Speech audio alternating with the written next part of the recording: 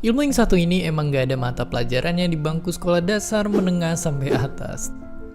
Tapi disadari atau enggak, kegunaan ilmu inilah yang kita pakai bahkan dari sejak kita membuka mata. Ya, bayi yang nangis adalah cara buat dapetin apa yang dia mau. Begitu juga ngerayu orang tua untuk kasih uang jajan lebih.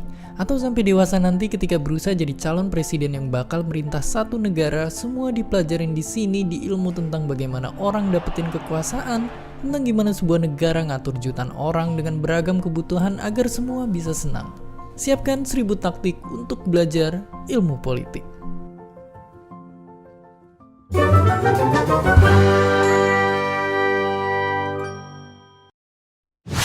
Tapi tunggu dulu, kalau kita mikir ilmu politik itu tentang belajar pidato di atas podium atau ngajarin cara bagi-bagi kaos waktu kampanye, pikiran itu mesti disingkirin. Ilmu politik beda sama itu. Justru ilmu politik ada di balik kaca pembesar buat ngajak kita buat cari tahu, ngamatin sampai paham sama fenomena politik itu sendiri.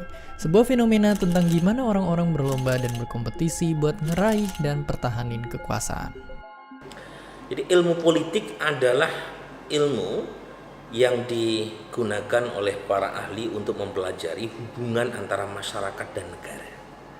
Jadi dalam soal ini berarti mereka yang bergelut dengan ilmu politik itu mempelajari hubungan-hubungan antara masyarakat, society dengan pemerintah. Jadi bagaimana masyarakat bisa menyalurkan aspirasi, kemudian memilih pejabat publik yang mewakili aspirasi dan kepentingan masyarakat di dalam pemerintahan. Itulah ruang lingkup ilmu politik. Untuk tahu gunanya ilmu ini, kita mesti mundur jauh ke ribuan tahun yang lalu. Era Yunani kuno. Pemikir kayak Socrates, Plato, dan Aristoteles jadi awal mula ilmu ini. Tanya tentang mana yang baik, mana yang buruk, dan berusaha nyari tahu apakah kita bisa mengatur diri sendiri atau perlu ada sekumpulan orang bijak yang ngurusin seluruh warga. Mereka berteori kemudian nyari tahu jawabannya dengan ngumpulin data-data dari seluruh penjuru Yunani saat itu. Hingga kemudian muncul rumusan sistem-sistem politik yang pertama, dengan istilah demokrasi yang beda dari yang kita kenal sekarang. 500 tahun setelahnya, Eropa dikuasai oleh gereja. Santo Agustinus membawa kekuatan agama ke dalam politik dan lambat laun masuk ke peraturan negara.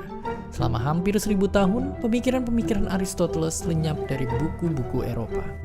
Sampai akhirnya di era Renaissance, para pemikir hebat pun mulai bikin politik ke arah yang lebih ilmiah.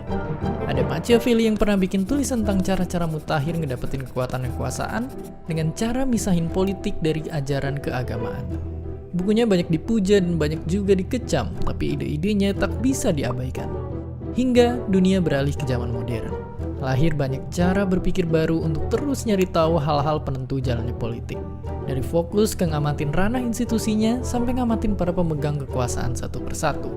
Dan bahkan berkembang pula cara berpikir yang gabungin keduanya biar kita makin paham sama politik secara ilmiah.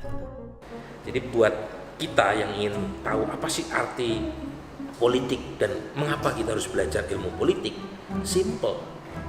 Karena kita hidup bernegara, bermasyarakat, pasti membutuhkan politik.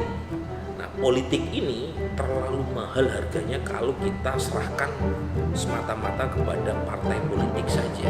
Kita harus terlibat, karena dalam konteks demokrasi, urusan politik itu bukan hanya monopoli mereka yang bergerak di bidang kekuasaan atau pemerintahan. Sekarang ratusan pemerintahan tersebar di seluruh dunia. Politik jadi penentu utama apakah kita bakalan hidup nyaman atau mengenaskan. Dan gak cuma sebagai warga salah satu negara, tapi juga sebagai penduduk dunia ataupun di dalam lingkungan kerja dan keluarga. Politik itu cara untuk kita bikin perubahan untuk sesuatu yang kita anggap gak adil. Tapi tiap orang wajar kalau punya pemahaman yang beda-beda tentang keadilan. Dan dari sana, merjuangin pandangan politik yang beda-beda. Di masa depan, ilmu politik bakal terus berkembang. Kalau di episode sosiologi kita tahu sekarang udah bisa ngamatin banyak orang sekaligus, cara itu pula yang dipakai sama ilmu politik. Biar gampang, coba bayangin di zaman sekarang dari identitas sampai data tentang apa yang kita suka, tonton, baca, dan lihat setiap hari bisa dianalisis dan dimanfaatin untuk kepentingan kebijakan politik. Di satu sisi, itu terlihat ngemudahin. Tapi gimana kalau cara ini dipegang oleh orang yang salah? Inilah yang jadi PR buat kita yang mau belajar ilmu ini. Sebuah PR untuk jadi calon-calon pengamat politik, peneliti, akademisi, jurnalis, atau bahkan anggota sebuah partai politik. Karena disadari atau enggak, semua hidup kita diatur sama kebijakan politik. Kalau sampai sekarang kita masih nggak peduli, siapa yang nyelamatin kita ketika hidup kita diatur sama orang yang salah? Power tends to corrupt and absolute power corrupts absolutely. Sepanjang sejarah, ilmu politik banyak merekam gimana pemimpin politik yang gunain kekuatannya untuk kebaikan, bikin negara makmur dan tentram. Tapi ada pula yang pakai itu buat menguasain daerah-daerah lain, merebut batas-batas wilayah dan menjajah mereka. Daratan terlihat jadi pecahan-pecahan milik negara tertentu. Padahal lebih dari itu, di balik garis imajiner yang ada di peta, dataran bumi menyimpan rahasia yang banyak digali. Dan ilmu inilah yang mengungkapkannya. Sampai nanti di Geografi.